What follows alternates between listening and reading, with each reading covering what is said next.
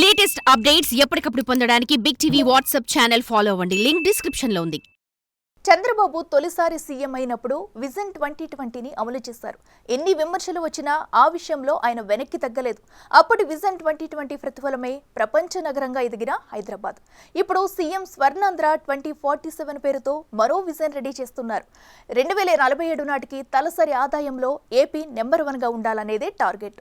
ఆర్థికంగానే కాకుండా ఆరోగ్యంగా, కుటుంబ సంబంధాల విషయంలో కూడా ఏపీ మొదటి స్థానంలో ఉండేలా స్వర్ణాంధ్ర 2047 విజన్ సిద్ధమవుతుంది.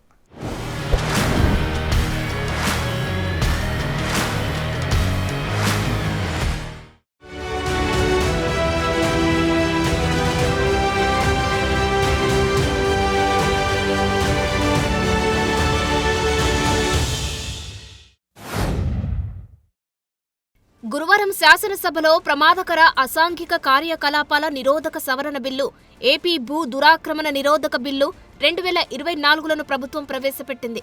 ఈ బిల్లులపై చంద్రబాబు కీలక వ్యాఖ్యలు చేశారు. అన్ని రాష్ట్రాల్లో అధ్యయనం చేశాక యాంటీ ల్యాండ్ గ్రాబింగ్ యాక్ట్ తెచ్చామని అన్నారు.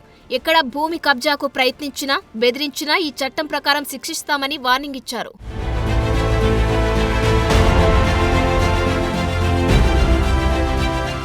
తల్లి చెల్లిపై అసభ్య పదజాలంతో పోస్టులు పెట్టిన వారిని కూడా జగన్ ప్రోత్సహించారని చంద్రబాబు అన్నారు. షర్మిల రాజశేఖర్ రెడ్డి బిడ్డ కాదు, విజయమ్మ బిడ్డ మాత్రమే అని సోషల్ మీడియాలో పోస్టులు పెట్టిన వారిని జగన్ సమర్థించారని అన్నారు.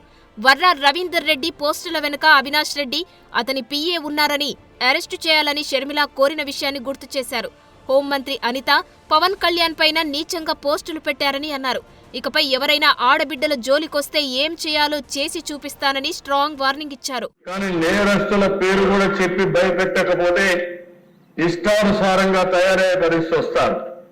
కొన్నిసార్లు మనం కూడా చర్చించాల్సిన బాధ్యత కూడా ఉంది. అతని మీద వైఎస్ఆర్కు పుట్టిన బిడ్డ కాదు, వైఎస్ విజయమ్మ బిడ్డ మాత్రమే. ఇంకా ఉండేటి నేను చెప్పలేని దిశ ఏం చెప్పాలో నాకైతే అర్థం కాదు. అది నా నోటితో నేను చెప్పే విషయాలు కాదు, ఉచ్చరించడానికి కూడా ఈ అసెంబ్లీలో మంచిది కాదు. ప్రశాంత వాతావరణం ఉంటేనే పరిశ్రమలు వస్తాయన్నారు సీఎం చంద్రబాబు. ఉమ్మడి రాష్ట్రంలో హైదరాబాద్లో విద్వేషాలు, మత కలహాలు, రాయలసీమలో ఫ్యాక్షన్, విజయవాడలో రౌడీయిజం ఉండేవని గుర్తు చేశారు. అన్నిటినీ కంట్రోల్ చేశాం కాబట్టే హైదరాబాద్ మహానగరంగా ఎదిగిందన్నారు. స్వర్ణాంధ్రప్రదేశ్ సాకారం కావాలన్నా శాంతి భద్రతలు ఉండాలని సీఎం పిలుపునిచ్చారు. పోలీసు వ్యవస్థను ప్రక్షాళన చేస్తామన్నారు. త్వరలోనే 6100 పోలీసు ఉద్యోగాలు భర్తీ చేస్తామని తెలిపారు.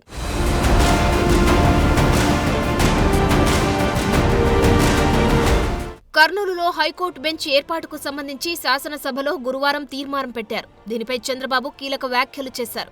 ఎన్నికల్లో హామీ ఇచ్చిన విధంగా కర్నూలులో హైకోర్టు బెంచ్ ఏర్పాటుకు కట్టుబడి ఉన్నామని చెప్పారు. ఇప్పటికే కేబినెట్ ఈ నిర్ణయాన్ని ఆమోదించిందని అన్నారు. త్వరలో కేంద్రానికి పంపుతామని, వీలైనంత త్వరగా కర్నూలులో హైకోర్టు బెంచ్ ఏర్పాటుకు చర్యలు తీసుకుంటామని తెలిపారు. వికేంద్రీకరణకు తాము అత్యంత ప్రాధాన్యమిస్తున్నామని తెలిపారు. ఉత్తరాంధ్ర, కోస్తాంధ్ర, రాయలసీమను సమానంగా అభివృద్ధి చేస్తామని హామీ ఇచ్చారు.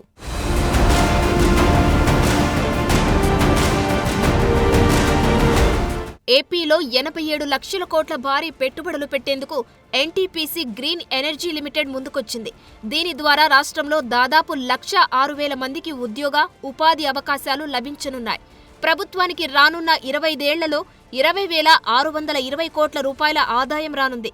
సీఎం చంద్రబాబు సమక్షంలో ఇంధన వనరుల అభివృద్ధి సంస్థ ఈ ఒప్పందం కుదుర్చుకుంది.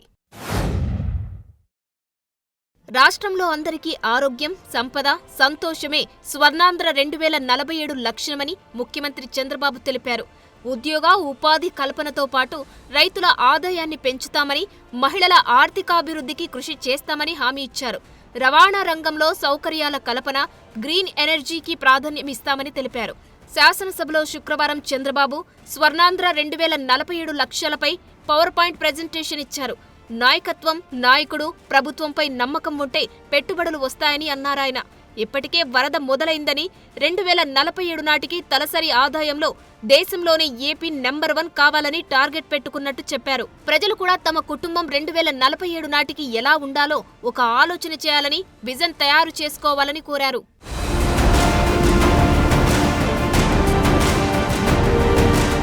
కూటమి అధికారంలోకి వచ్చి 6 నెలలైందన్న సీఎం పలు పాలసీలు తెచ్చామని తెలిపారు. డిసెంబర్ 1 నుంచి గేరు మార్చి పాలన వేగవంతం చేస్తానని అన్నారు.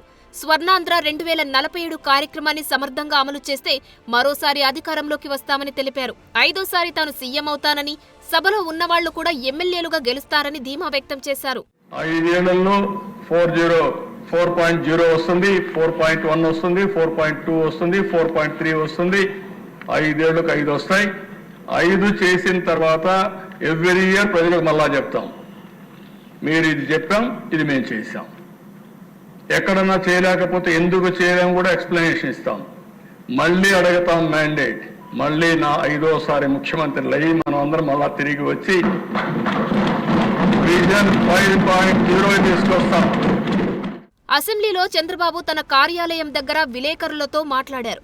దేశంలో జమిలీ వచ్చినా రాష్ట్రంలో మాత్రం షెడ్యూల్ ప్రకారం 2029లోనే సాధారణ ఎన్నికలు ఉంటాయని అన్నారు. ముందస్తు ఎన్నికలేవి ఉండవని ఆయన తెలిపారు. గత కొన్ని నెలలుగా జమిలీపై జోరుగా ప్రచారం జరుగుతోంది. ఆ ప్రచారాలకు చెక్ పెట్టేందుకు ఆయన ఈ వ్యాఖ్యలు చేశారు. ఈ నెల 25 నుంచి పార్లమెంటు శీతాకాల సమావేశాలు జరగనున్నాయి. దీంతో సభలో ప్రస్తావించాల్సిన అంశాలపై చంద్రబాబు పార్టీ ఎంపీలకు దిశానిర్దేశం చేశారు. కేంద్ర ప్రభుత్వం నుంచి రాష్ట్రానికి మరిన్ని నిధులు తీసుకొచ్చేందుకు ఎంపీలంతా కృషి చేయాలని ఆదేశించారు. స్వర్ణాంధ్ర 2047 విజన్ డాక్యుమెంట్లోని అంశాలు సాకారం చేసుకునేందుకు కేంద్ర ప్రభుత్వ సహకారం పొందేలా పనిచేయాలని సూచించారు. రాష్ట్రానికి సంబంధించి పెండింగ్లో ఉన్న రైల్వే, జాతీయ రహదారులు, విద్య, వైద్యం, నది అనుసంధాన ప్రాజెక్టులపై సభలో ప్రస్తావించాలని తెలిపారు.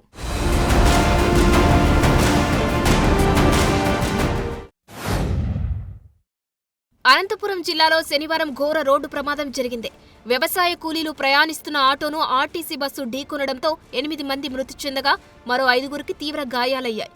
చంద్రబాబు దీనిపై దిగ్భ్రాంతి వ్యక్తం చేశారు. మృతుల కుటుంబాలకు 5 లక్షల రూపాయల చొప్పున పరిహారం ప్రకటించారు. బాధిత కుటుంబ సభ్యుల్ని ఆదుకుంటామని హామీ ఇచ్చారు. క్షతగాత్రులకు మెరుగైన వైద్యం అందించాలని అధికారులను ఆదేశించారు.